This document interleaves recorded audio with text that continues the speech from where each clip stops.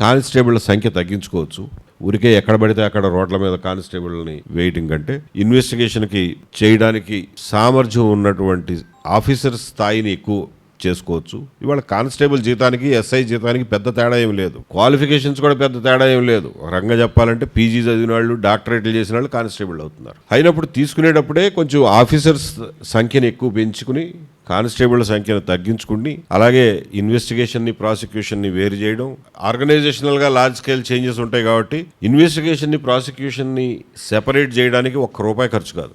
అలాగే కోర్టుల్లో repeated వాయిదాలను avoid చేయడానికి ₹1 ఖర్చు కాదు. ఎఫ్ఐఆర్ ఇష్యూ చేయడానికి వాళ్ళు పడే కష్టాలన్నింటినీ అధిగమించడానికి ఒక్కటంటే ₹1 కూడా ఎక్కువ ఖర్చు కాదు.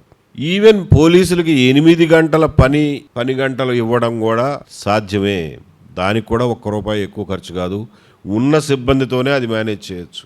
ఎలా అంటే వాళ్ళ ఎఫిషియన్సీ పెంచాలి, వాళ్ళ ప్రొడక్టివిటీ పెంచాలి. అంతే తప్ప గుడ్డెద్దు చేలో పడ్డట్టుగా ఊరికే పోలీస్ స్టేషన్ నిండా కానిస్టేబుల్ని నింపి పెట్టుకుంటే పోలీసింగ్ జరగదు. మీకు ఉన్నటువంటి ప్రాబ్లం ఏరియాస్ ఏంటి, ఆ ఏరియాస్ మీద మీరు కాన్సన్ట్రేట్ చేయాలి తప్ప రోడ్డు పక్కన ఎవడో బండి పెట్టుకుని ఉంటే వాడిని తనడానికో, వాడి మీద కేసు పెట్టడానికో, లేకపోతే ఎవరో ఫ్రెండ్స్ కలిసి పేకాడుకుంటా అంటే వాళ్ళ మీద రైడ్ చేయడానికో, పల్లెటూరు నుంచి ఎవరో గబుక్కున పట్టణంలో వస్తువు కొనుక్కురావడానికి వస్తే హెల్మెట్ లేదు అని చెప్పి వాడి మీద కేసు పెట్టడానికో వాడే పోలీసింగ్ని మీకు ప్రాధాన్యతలు ఏమిటి, ఎక్కడ మీకు ఈ ఏరియాలో, ఈ జిల్లాలో, ఈ పర్టికులర్ ఏరియాలో ఏంటి మీ ఇంపార్టెంట్ సమస్యలు ఏంటి, దాని మీద కాన్సన్ట్రేట్ చేయడానికి మనం ఉన్న మ్యాన్ పవర్ను ఉపయోగించుకుంటే సరిపోతుంది.